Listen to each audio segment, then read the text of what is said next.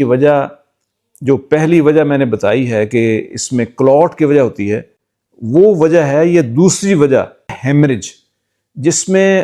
دماغ کے اندر خون کی نالی پھٹ جاتی ہے، بلیڈ کر جاتی ہے۔ اکثر یہ ہائی بلڈ پریشر کی وجہ سے ہوتا ہے۔ اب دونوں کا فوری علاج ڈیفرنٹ ہے۔ اگر تو کلوٹ ہے تو اس کو یہ ٹی پی اے کا انجیکشن کلوٹ کو ڈیزالو کر دے گا،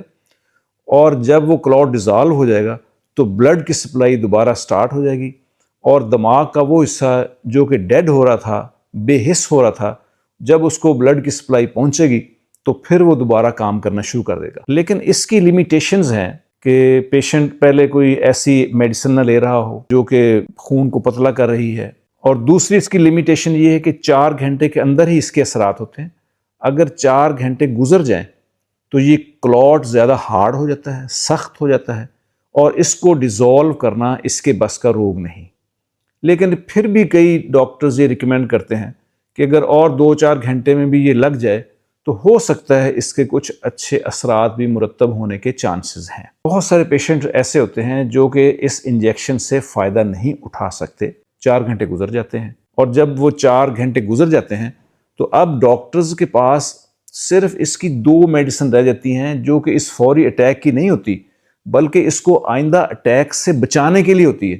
وہ ہے ڈسپرین اور ساتھ سٹیٹنز، یعنی چکنائی کو کم کرنے کے لیے، اور اس فالج کا ڈاکٹری کے اندر کوئی حل نہیں۔ میں نے ایک عرصہ تک اس میں ریسرچ کی، بہت ساری میڈیسنز کے اوپر ٹرائلز لیے، تو الحمدللہ میں نے اپنے اس ٹرائل سے کچھ ایسی میڈیسن وہ میں نے نکالی جو پیشنٹ تو بہت جلدی آ جاتے ہیں، الحمدللہ ان کو بھی بہت فائدہ ہوتا ہے، جو ودن 4 آورز آ جائیں۔ جیسے ٹی پی اے کے ایفیکٹس ہیں اسی طرح کے ان کے بھی ایفیکٹ ہیں، فوراً یہ ڈیزالو کر لیتی ہیں۔ بہت سارے پیشنٹ یہاں آئے ہمارے پاس ودن 4 آورز، اور پھر وہ چل کر گئے۔ لیکن یہ ہماری میڈیسن کا اچھا ایج یہ ہے، اگر پیشنٹ 1 دن کے اندر آ جائے اس کو بھی فائدہ ہوتا ہے، دوسرے دن بھی فائدہ ہوتا ہے، حتیٰ کہ تیسرے دن تک بھی کئی پیشنٹس نے اس سے فائدہ اٹھایا ہے اور ان کے فالج امپروو ہوئے ہیں۔ ویسے تو ڈاکٹری کے اندر یہ بات ہے کہ نرو سیلز اور دماغ کے حصے اگر ڈیڈ ہو جائیں تو دوبارہ الائیو نہیں ہوتے، لیکن الحمدللہ یہ میڈیسن دینے سے، کچھ عرصہ تک میڈیسن استعمال کرنے سے،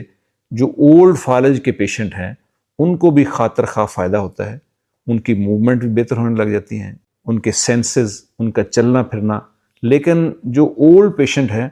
ان کو کچھ ماہ کے لیے،